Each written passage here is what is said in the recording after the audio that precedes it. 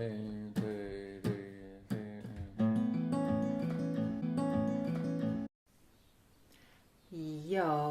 lovely people. I have an audio slash video slash article for you. How do you know when it is done? I think I posted this on my blog. And then you might wonder, how could you not remember?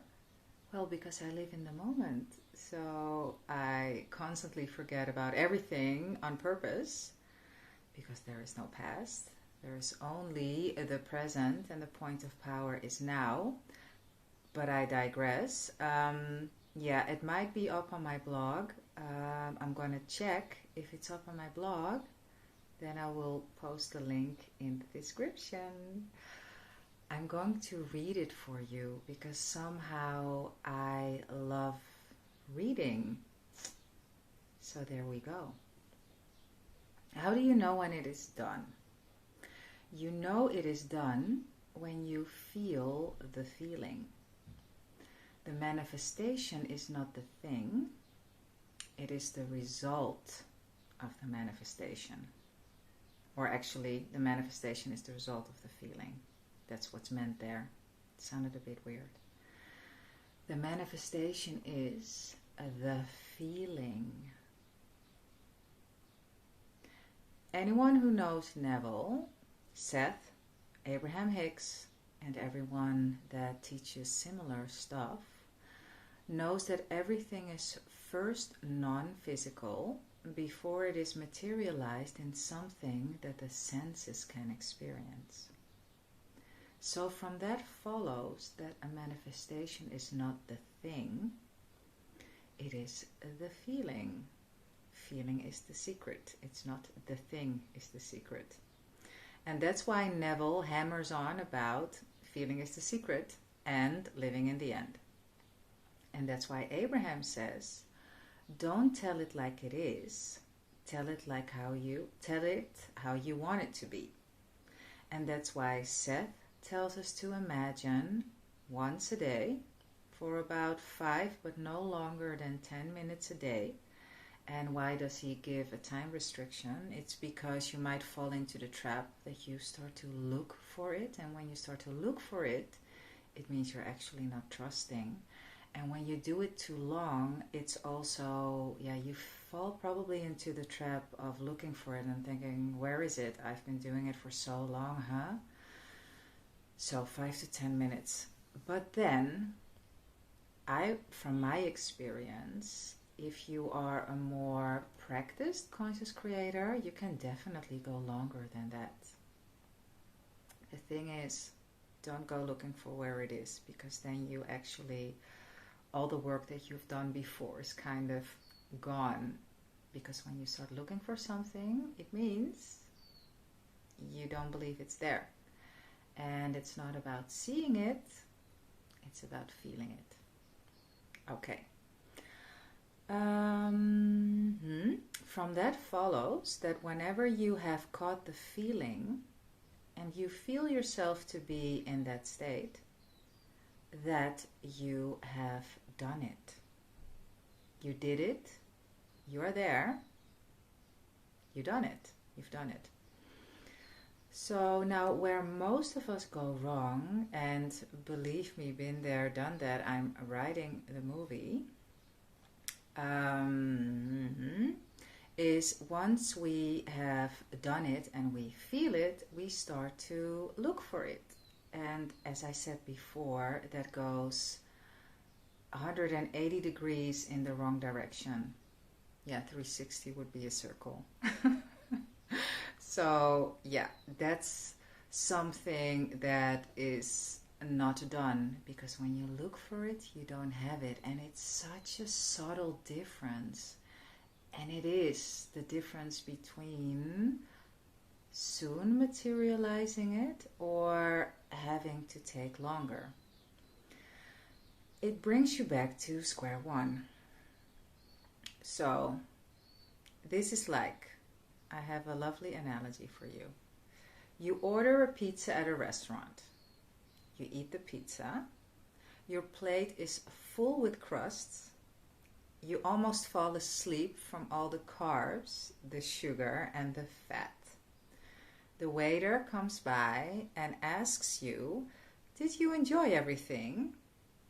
And then you start to doubt if you actually had a pizza. The crusts are there, you feel full, but you're not sure if you actually really had the pizza.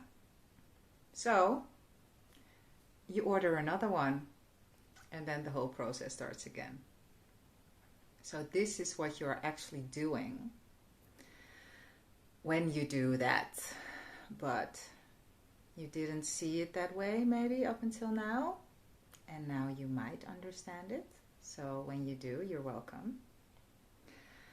A wise lady once told me, when I had an extremely crazy cool manifestation that blew my own mind, this was 5 years ago when I really hardcore started with this stuff. She said to me, stay in state, which I didn't. And then everything took me much longer.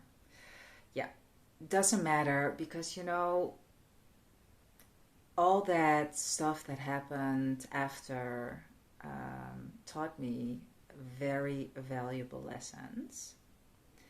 And yeah, it was a crappy time, and it was an amazing time because I learned a lot.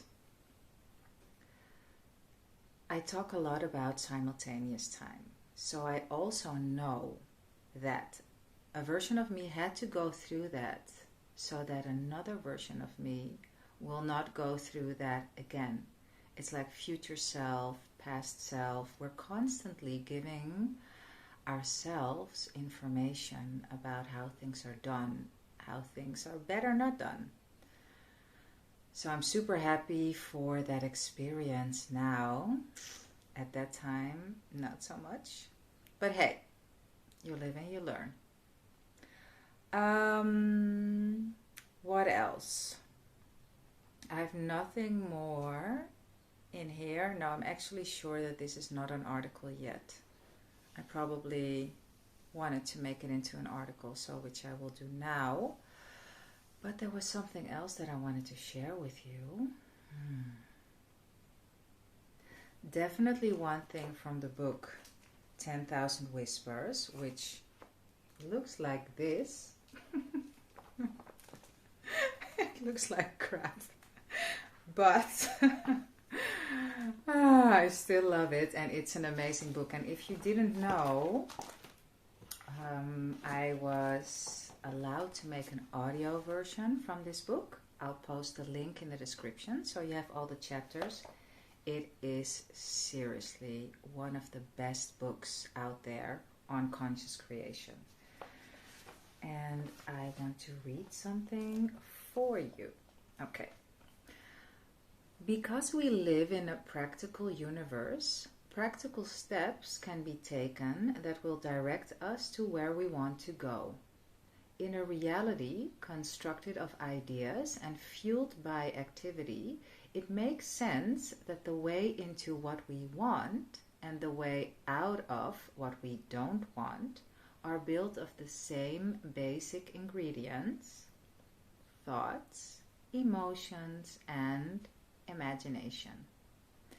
It's just a matter of implementing ideas that will move us in our direction of conscious choice. There is no one path that fits all, no cookbook approach that leads humankind to nirvana, no ultimate set of directions that prepares the way for which is bountiful. We are all so different, being consciousness with unique propensities, that no magic list is possible. So we will suggest some thoughts, techniques, and exercises that you may want to explore if you choose to, or discard if you will. All of them are grounded in Seth's concepts of the structure of our physical reality, and 3 of those key points are once more summarized below.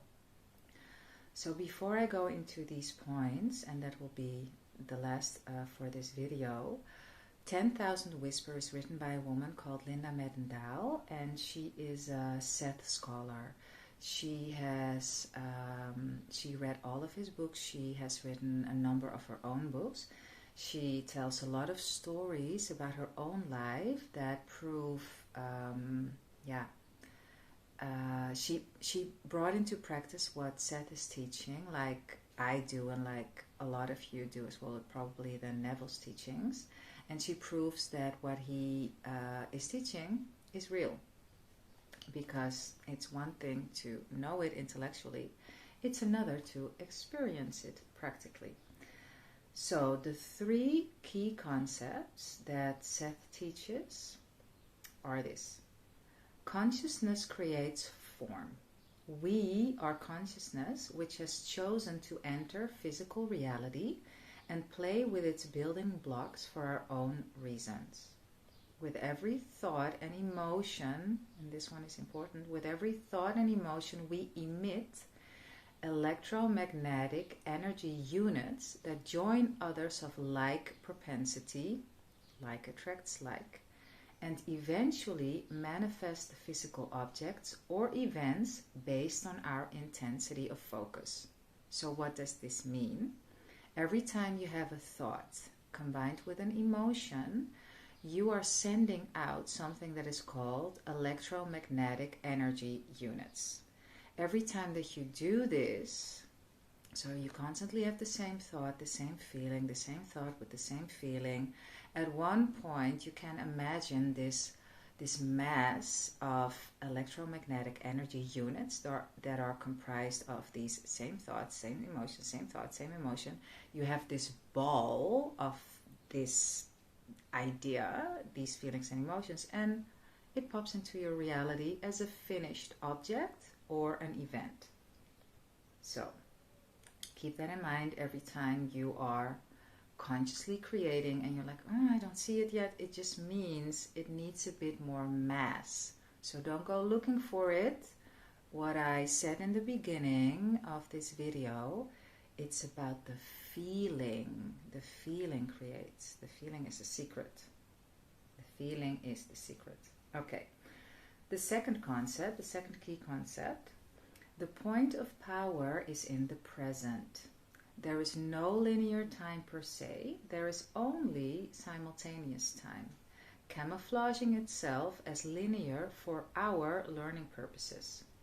Since time is simultaneous and we reside in a spacious present, since we're surrounded by every possible probability that can occur to us, and since the past and future are built in the moment based on our probability selections, which are based on our thoughts, etc., then all the power of life resides in the now.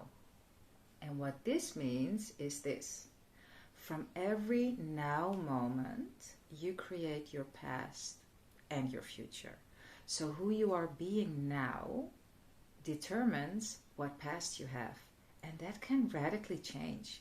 And this is also how spontaneous healings are possible. A spontaneous healing is nothing more than someone who stops remembering who they were and all of a sudden decided to become a new person. So in fact, they didn't heal from the cancer. What happened is they never had cancer in the first place. Really, this is how this stuff works. You just completely choose a different version of yourself because you're so fed up with choosing the other version of you. Okay, the last one. This is a bit longer, but I'm going to assume, the law of assumption, that this is super valuable for you and you don't mind that it's going a bit longer. So the third key concept is this. We are connected to a great source of power. Every moment of our life is governed by our inner self, that portion of our greater self that keeps us alive and creating in physical reality. Through its direction and assistance, we manifest our physical world based on our thoughts, emotions, imaginings, and beliefs, which are a combination of thought, emotion, and images. One way we can learn to consciously use this power of creation is by listening for our inner self's advice and following it when desired. Using these concepts as our knowledge base and weaving them into our reality through acceptance and practice leads to the 180-degree reorientation of thinking that is necessary to do what we want, to become whom we choose. They place our feet on the smoothest possible road to conscious creation. So, what all of the techniques and suggestions you learn in this book, when homogenized into a whole, will help you do is, and then there is a list of 8 things that I will now read to you. 1, focus on the now, because the point of power is now. 2, learn to identify your beliefs. 3, learn to change limiting beliefs. 4, drop your belief in the past. Everything is now. 5, imagine the future, because you're sending out electromagnetic energy units when you do that. Thought with emotion. 6, monitor and choose your emotions. 7, listen to your inner self. And 8, assume that you can make anything happen. Now, a side note here with regards to beliefs. The very aware listener and understander knows that when is a belief created? In the now, because everything is now. So actually you can choose to drop beliefs like they're hot immediately. Some are a bit more persistent and you might have them for a different reason. And you have to work through them because it's part of your purpose, and you can learn other people to work with these beliefs too. But in fact, you can choose to release beliefs in moments, and that's how spontaneous healings happen. Okay, the last bit. Please remember when you're working with these exercises that you're doing something extremely powerful. You'll not just be mouthing superficial words or fantasizing fluff. Nothing that we think and feel, nothing, goes unnoticed by our inner self. If we act as though we're ecstatic over a future event we're projecting in visualization, our inner self will accept our sincerity and do what it can to make the event happen. If we say and believe we have incredible power at our fingertips, our inner self will start the ball rolling to help us prove the point. All thoughts and emotions create. It matters not whether they are generated naturally throughout the day or put into place consciously. So don't downplay the power of inner work. If you do, so will your inner self. According to Seth, these types of exercises should be repeated for up to 10 days for maximum effectiveness, or until you know in your heart you've created the outcome to your satisfaction, which of course could be immediately. So I've been chatting away for almost 20 minutes, so I'm going to leave it at this. I wish you a beautiful rest of the day, and yeah, I see you in the next. Send this through to anyone who might benefit from this message as well, and I will see you soon. Bye.